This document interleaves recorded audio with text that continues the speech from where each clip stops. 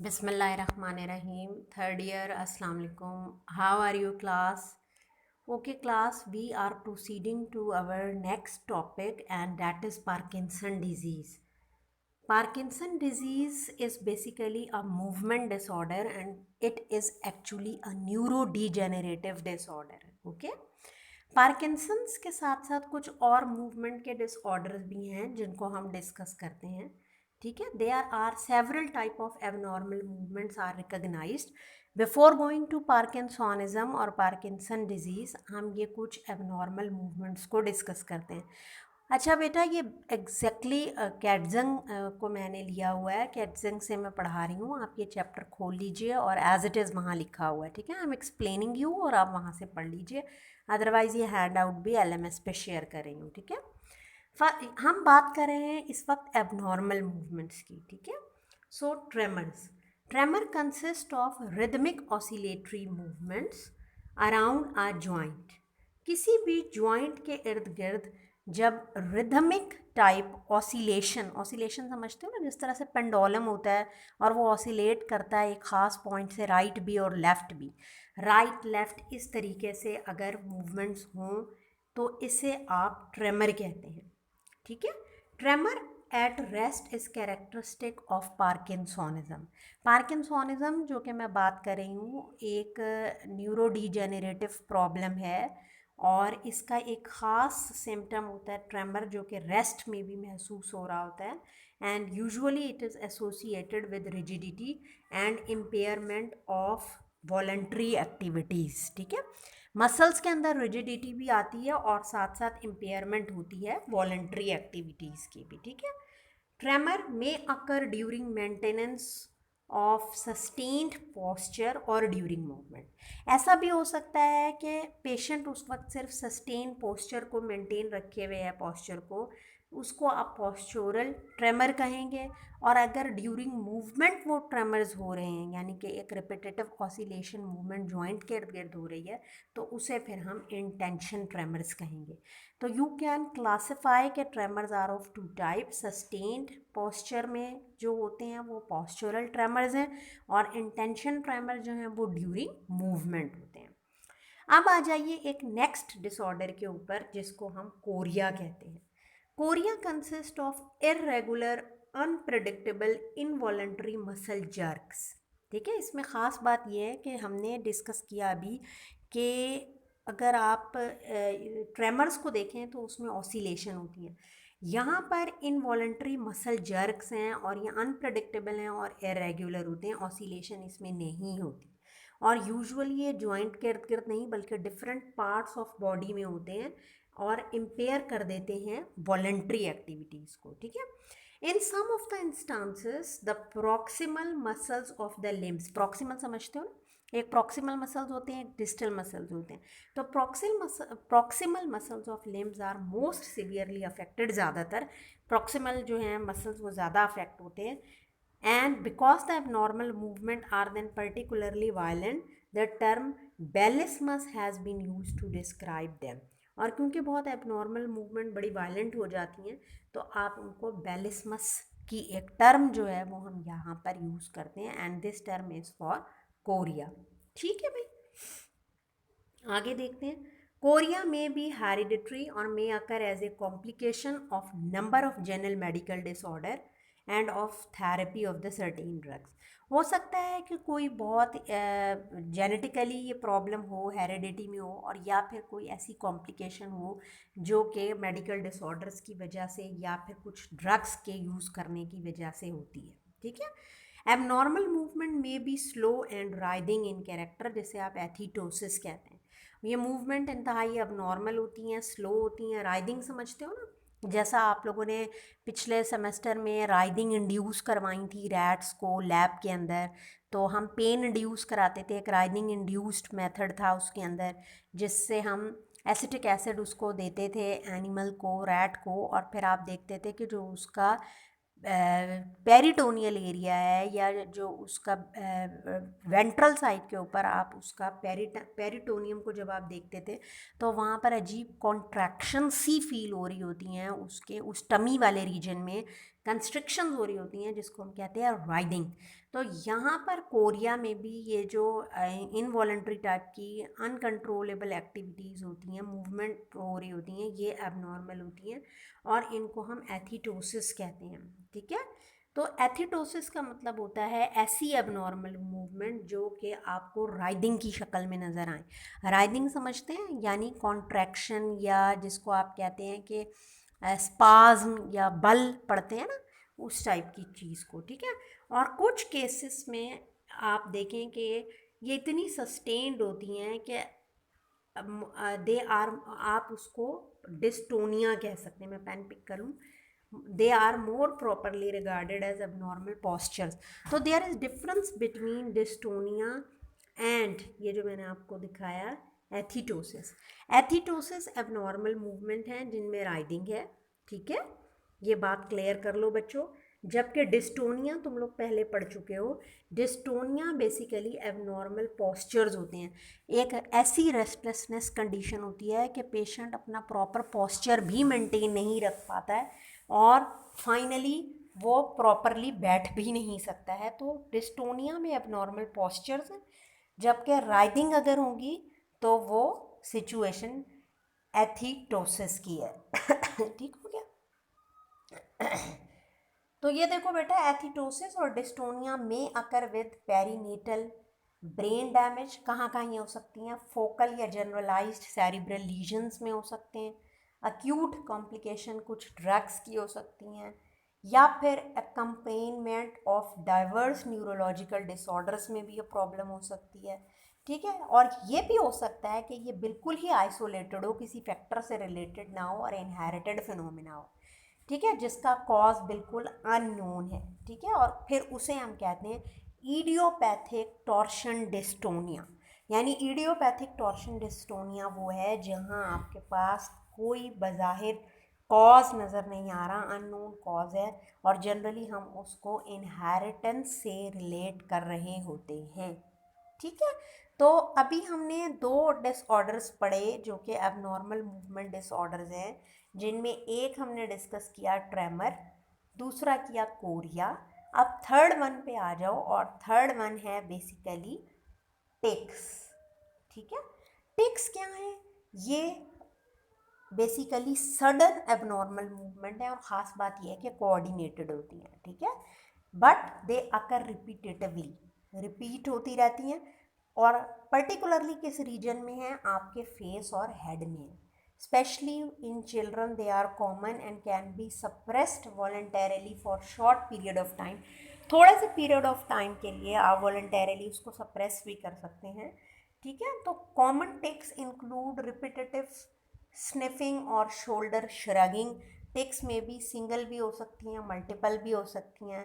They could be transient and they could be chronic. एकदम से भी अराइज हो सकती हैं और बहुत प्रॉब्लम, बहुत यानी प्रोलॉन्ग्ड भी हो सकती हैं, जिसको आप क्रॉनिक कहते हैं। ठीक है, Gilles de la Tourette's syndrome is characterized by chronic multiple tics. ये एक ऐसा सिंड्रोम है जिसमें क्रॉनिक और मल्टीपल टिक्स आप देख सकते हैं, यानी एक ऐसी repetitively coordinated abnormal type of movement जो ख़ास तौर पर फेस और हेड के इर्द गिर्द ज़्यादा कॉमन होती हैं, और आपको स्नफिंग और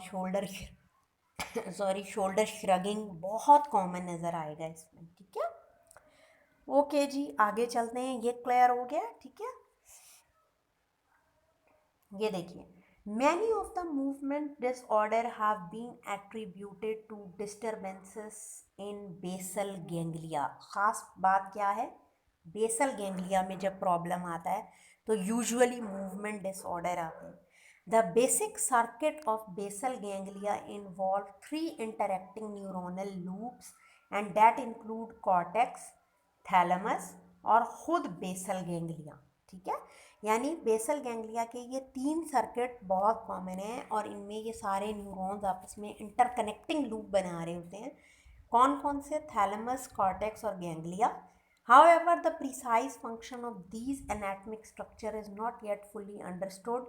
and it is not possible to relate individual symptom to involvement at specific sites. अभी तक हम इंडिविजुअल सिम्टम्स को किसी एक पर्टिकुलर साइट के साथ कोरिलेट नहीं कर पाए, although this is a fact that usually the movement disorders they are due to the disturbances in basal ganglia. Basal ganglia के अंदर ब्रेन में अगर प्रॉब्लम्स आते हैं तो यूजुअली ये मूवमेंट डिसऑर्डर्स आ रहे होते हैं या इस तरह का प्रॉब्लम कॉज कर रहे होते हैं, ठीक है। अब आ जाइए जनाब पार्किंसोनिज्म पे। अच्छा, एक चीज़ ये कि पार्किंसंस डिजीज़ में और पार्किंसोनिज्म में डिफरेंस है, ठीक है। आइए देखते हैं कि क्या डिफरेंस है। I am picking a pen and I am also going to change a colour, ठीक है। सो आइए first of all we look at parkinsonism. Parkinsonism is characterized by combination of rigidity, bradykinesia, bradykinesia पता है ना, ठीक है, slowness in movement, tremors, tremor हमने अभी डिस्कस कर लिया, ठीक है, and postural instability that can occur for a variety of reason but is usually idiopathic in nature. idiopathic यानी अगर आप उसका कॉज नहीं जानते हैं तो, ठीक है। और इस कंडीशन को जब आप कॉज नहीं जानते हैं तो उस कंडीशन को हम पार्किंसन डिजीज़ या पैरालिसिस एजिटेंस का नाम देते हैं, ठीक है। तो पार्किंसोनिज्म क्या है? पार्किंसोनिज्म में आपको कॉम्बिनेशन मिलेगा रिजिडिटी का, ब्रेडिकाइनेसिया का, ट्रेमर का और पोस्चर इंस्टेबिलिटी होगी। लेकिन ये बहुत सारी चीज़ों की वजह से हो सकता है। फॉर एग्जांपल कोई एक्कम्पनीड डिसऑर्डर है, मेडिकल कंडीशन है, हो सकता है कि कोई ड्रग्स का इस्तेमाल हो ऐसा, या सडनली कोई ड्रग्स या अल्कोहल ले रहा है और अचानक उसको छोड़ दे। लेकिन अगर इसका कॉज इडियोपैथिक है यानी अननोन है, आपको नहीं पता है, तो फिर हम इस डिज़ीज़ को, इस सिंड्रोम को पार्किंसन डिजीज़ कहते हैं, ठीक है। ये देखिए पार्किंसन डिजीज़ के अदर नेम्स भी हैं। पार्किंसन डिजीज़, इडियोपैथिक और primary parkinsonism, hypokinetic rigid syndrome, paralysis agitans या शेकिंग पाल्सी। और यूजुअली सिम्टम्स इस डिजीज़ के क्या है? Shaking, rigidity, slowness of movement जिसे हम ब्रेडिकाइनेसिया कहते हैं, और डिफ़िकल्टी इन वॉकिंग, क्योंकि पोस्चर ही प्रॉपर मेंटेन नहीं हो पाता तो फिर डिफ़िकल्टी होती है वॉकिंग में। ये देखो मैं इसके लिए एक पिक्चर तुम लोगों को यहाँ दिखाती हूँ। ये देखो, लुक एट दिस पिक्चर। ये इतनी ओल्ड पिक्चर है, 1980s के ज़माने की, के उस ज़माने में ये ड्रॉ की गई to indicate the Parkinson disease, ठीक है। पार्किंसन डिजीज़ यानी पीडी। आप देखें कि पोस्चर प्रॉपर नहीं होता, पेशेंट प्रॉपर चल नहीं सकता, मसल्स में स्टिफनेस और रिजिडिटी होती है, और कितना ये प्रॉब्लम होता है, and actually it is a neuro degenerative disorder. तो ये बात क्लियर कर लें बेटा यहाँ पर कि पार्किंसन डिजीज़ एक सिंड्रोम है, एक डिजीज़ है अननोन कॉज का, जिसका एक मेजर सिम्टम है पार्किंसोनिज्म, ठीक है। यानी parkinsonism is always reflecting in Parkinson disease, ठीक है। लेकिन ज़रूरी नहीं है कि पार्किंसोनिज्म है तो आप पेशेंट को डिक्लेयर करें कि उसको पार्किंसन डिजीज़ भी है। जैसा कि मैंने आपको बताया कि सम टाइम कोई ड्रग्स का यूज़ करने से, जैसे अभी तुम लोगों ने इससे पहले ही प्रीवियस चैप्टर जो है वो एंटीसाइकोटिक ड्रग्स का पढ़ा है, और उसमें तुम लोगों ने देखा कि एंटीसाइकोटिक ड्रग से पार्किंसोनिज्म का प्रॉब्लम आ सकता है, ठीक है। तो क्योंकि वो डोपामीन की को रिसेप्टर को ब्लॉक करी होती हैं या डोपामीन की डेफिशिएंसी कॉज करी होती हैं, और डेफिशिएंसी जब भी डोपामीन की होगी तो हमेशा पार्किंसोनिज्म या पार्किंसन डिजीज़ होगी। हो सकता है कि एंटीसाइकोटिक को बहुत प्रोलॉन्ग यूज़ करने से पार्किंसोनिज्म नज़र आ रही हो, डोपामीन की डेफिशिएंसी हो रही हो, रिजिडिटी और ब्रेडिकाइनेसिया और ट्रेमर और ऐसी चीज़ें नज़र आ रही हो, लेकिन हो सकता है कि उसको पार्किंसन डिजीज़ ना हो। लेकिन अगर पार्किंसोनिज्म है और पेशेंट का ये इडियोपैथिक रिस्पॉन्स, अननोन रिस्पॉन्स है, और ये प्रॉब्लम उसको नज़र आ रही है क्रोनिक टाइम से, तो फिर उसको पार्किंसन डिजीज़ है, ठीक है। इज दैट क्लियर बेटा? ओके। अब आप ये देखो कि पार्किंसन डिजीज़, या जिसको सिंपली मैं पार्किंसंस भी कह सकती हूँ, एक लॉन्ग टर्म डीजेनरेटिव डिसऑर्डर है सीएनएस का, सेंट्रल नर्वस सिस्टम का, जो मेनली अफेक्ट करता है आपके मोटर सिस्टम पे। ठीक है ना, मोटर सिस्टम, तभी तो मूवमेंट्स का प्रॉब्लम आ रहा है। As the disease worsens, non motor symptom become more common. जैसे जैसे ये डिजीज़ प्रोग्रेस करती चली जाती है, नॉन मोटर सिम्टम भी नज़र आने लग जाते हैं, and usually the symptoms emerge slowly. ठीक है, आमतौर पर ये आपको स्लोली नज़र आते हैं सिम्टम्स। ओके, ये देखो, अर्ली इन द डिजीज़, जब स्टार्ट होती है डिजीज़, मोस्ट ऑब्वियस सिम्टम्स जो आपको नज़र आएंगे वो shaking, rigidity, slowness of movement, difficulty in walking. ठीक है, फिर थिंकिंग और बिहेवियरल प्रॉब्लम्स भी आपको नज़र आएंगे। डिमेंशिया कॉमन होता जाता है एडवांस्ड स्टेजेस ऑफ पार्किंसंस में। Dementia mean loss of memory. ठीक है, डिप्रेशन और एंजाइटी भी कॉमन हो सकते हैं, and they are occurring in more than a third people with Parkinson disease. Other symptoms में सेंसरी, स्लीप, इमोशनल प्रॉब्लम, और इसका जो मेन मोटर सिम्टम है वो आपको पार्किंसोनिज्म नज़र आएगा। और पार्किंसोनिज्म, आई टोल्ड यू कि कॉम्बिनेशन है रिजिडिटी का, ट्रेमर्स का, पोस्चुरल इंस्टेबिलिटी का। ठीक है, तो ये एक बहुत ही मेजर मोटर सिम्टम है। पार्किंसोनिज्म सारे के सारे वो सिम्टम्स हैं जो कि मोटर सिम्टम्स हैं। आप देख लें, रिजिडिटी, ब्रेडिकाइनेसिया, ट्रेमर्स, सब मोटर प्रॉब्लम्स हैं, मोटर सिम्टम्स हैं, और ये पार्किंसन डिजीज़ का एक मेजर सिम्टम है। ठीक है, ओके। अगर हम इसके रेशो की बात करें तो both man and women they can have Parkinson's disease, but the disease affects about 50% more to the man as compare to women. Man के अंदर 50% चांसेस ज़्यादा हैं, and most cases involve people over the age of 65। 65 से जो ज़्यादा की as है उसमें पार्किंसंस की प्रेवलेंस या डोमिनेंस सबसे ज़्यादा है, जिनमें आप देखें कि अगर 100 इंडिविजुअल हैं तो उनमें से एक का इंसिडेंस है कि उसको पार्किंसन होगा।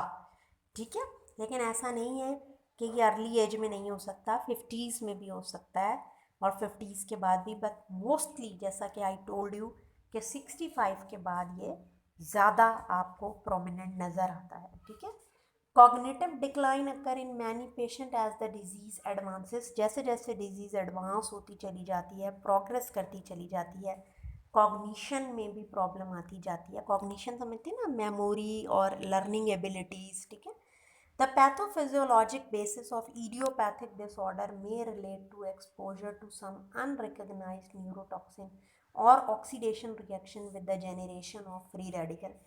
जो अभी तक इडियोपैथिक रीज़न हमें समझ आया है पार्किंसंस का, शायद वो एक्सपोजर हो किसी ऐसे न्यूरोटॉक्सिन का जो अभी तक रिकॉग्नाइज नहीं हुआ है, और ऑक्सीडेशन रिडक्शन रिएक्शन जो आप लोगों ने पढ़े हैं ड्यू टू फ्री रेडिकल्स होते हैं, उसकी वजह से भी ये प्रॉब्लम हो सकता है। ठीक है बेटा,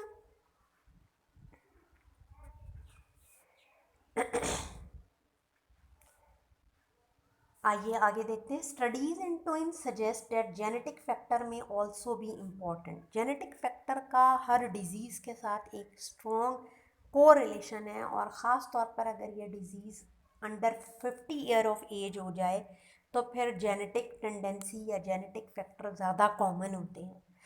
म्यूटेशन साइन्यूक्लियन जीन पे देखी गई है, किस सीक्वेंस पे, 4q21 पे। इसी तरह ल्यूसीन रिच रिपीट काइनेज 2 जो है जीन, वो 12 सेन पे, और UCHL1 जीन जो है ये ऑटोसोमल डोमिनेंट पार्किंसोनिज्म कॉज कर सकता है। यानी अगर इन सीक्वेंस पे या इन जीन्स पे प्रॉब्लम आती है तो चांसेस बहुत ज़्यादा होते हैं जेनेटिक टाइप ऑफ पार्किंसोनिज्म के। ठीक है, इसी तरह से अगर म्यूटेशन हो पार्किन जीन में तो उससे अर्ली ऑनसेट हो सकता है।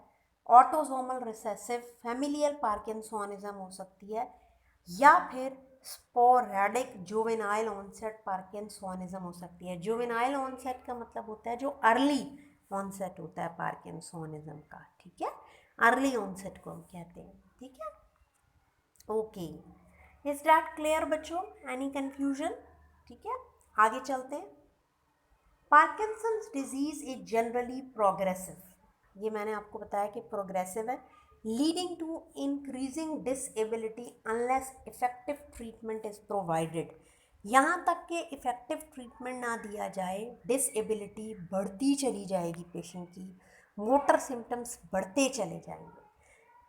The normal high concentration of dopamine in basal ganglia of the brain is reduced in Parkinsonism। ये ख़ास रीज़न है, स्पेसिफिक रीज़न है कि पार्किंसोनिज्म में जो डोपामीन आपके बेसल गैंग्लिया में होता है उसकी कंसंट्रेशन कम हो जाती है, ठीक है। अच्छा देखो, यहाँ पर मैंने तुम लोगों को इंटेंशनली दोनों चैप्टर्स आगे पीछे पढ़ाए हैं। इससे पहले साइकोसिस में हमने या शिज़ोफ्रेनिया में हमने ये देखा था कि डोपामीन की ओवर एक्टिविटी हो जाती है जिसकी वजह से वो सिम्टम्स आने लगते हैं, ठीक है। अब पार्किंसंस में आप देखें कि बेसिकली यहाँ पर डोपामीन की कंसंट्रेशन ही और ख़ास तौर पर बेसल गैंग्लिया के अंदर डिक्रीज़ हो जाती है, तो फिर पार्किंसोनिज्म के सिम्टम आने लगते हैं जो उन ड्रग्स के एडवर्स इफेक्ट थे।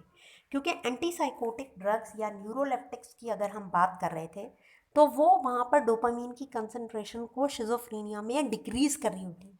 जब डिक्रीज़ करती हैं तो पार्किंसोनिज्म के सिम्टम आने लगते हैं। यहाँ पर ऑलरेडी पार्किंसोनिज्म का प्रॉब्लम डोपामीन की डेफिशिएंसी की वजह से, ठीक है।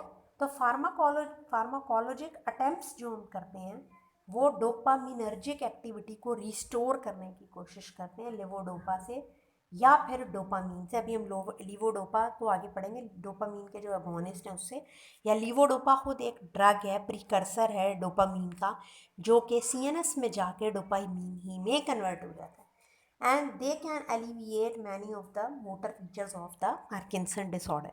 पार्किंसन डिसऑर्डर के ये सिम्टम्स कम हो सकते हैं जब हम अपना अटेम्प्ट इसी को बनाने की कोशिश करते हैं, क्योंकि you people have seen that there is decreased in the dopamine concentration in case of basal ganglia, जिसकी वजह से पार्किंसोनिज्म का इशू आता है, ठीक है।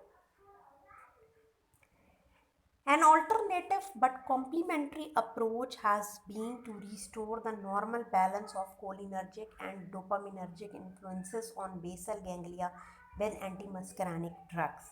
हम एंटीमस्करानिक ड्रग्स को भी देने की कोशिश करते हैं ताकि वो बैलेंस करवा सके एसिटाइल कोलिन में और डोपामीन, ठीक है।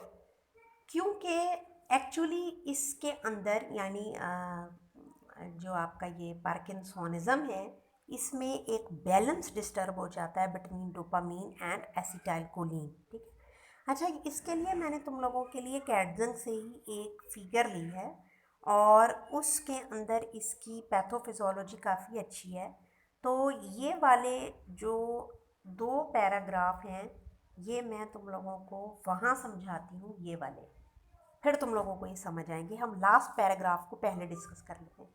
Drugs that induce parkinsonian syndrome either are dopamine receptor antagonist, जैसा कि हमने एंटीसाइकोटिक एजेंट्स की बात की, और lead to the destruction of dopaminergic nigrostriatal neuron, जिसमें एमपीटीपी है, मिथाइल फिनाइल टेट्राहाइड्रोपाइरिडीन, ठीक है। वो ड्रग्स जो कि डोपामिनर्जिक पाथवेज को या डोपामिनर्जिक न्यूरॉन को डीग्रेड करने जैसे एमपीटीपी करती हैं, या जो डोपामीन के एंटागोनिस्ट हैं जो आपने एंटीसाइकोटिक एजेंट्स में पढ़ा, वो ड्रग्स पार्किंसोनिज्म को इंड्यूस कर सकती हैं, ठीक है।